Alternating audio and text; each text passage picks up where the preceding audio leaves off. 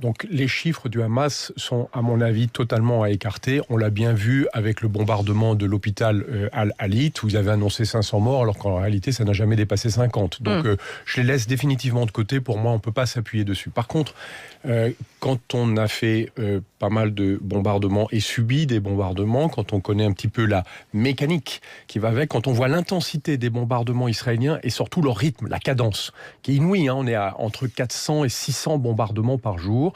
On peut estimer sans difficulté... Aidez-nous à en prendre la mesure, parce que c'est vrai que ça paraît abstrait pour des gens qui n'ont jamais vécu qu'en pays de paix. Donc 600, 800 bombardements par jour, ce sont des milliers de tonnes de bombes. Ce sont des milliers de tonnes de bombes. Normalement, une opération dans laquelle on va bombarder plus de 100 fois, c'est une opération qu'on a préparée pendant des semaines. Or là, ils font ça tous les jours. D'ailleurs, c'est pour ça qu'on dit que les Israéliens utilisent même des modules d'intelligence artificielle pour les aider à faire du ciblage, parce qu'ils bombardent à une cadence qu'on ne connaît pas dans une opération de ce type. Et sous les compte tenu du nombre de bombardements et des cibles, ce sont toujours des immeubles.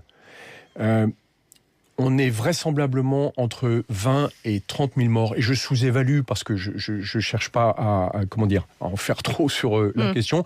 Et il faut imaginer qu'il y a entre 3 et 4 fois plus de blessés. Donc on a largement dépassé 120 000 victimes, morts et blessés, depuis le début du conflit. C'est là où on voit qu'on est dans un bilan qui est catastrophique, qui fait que cette guerre est un carnage.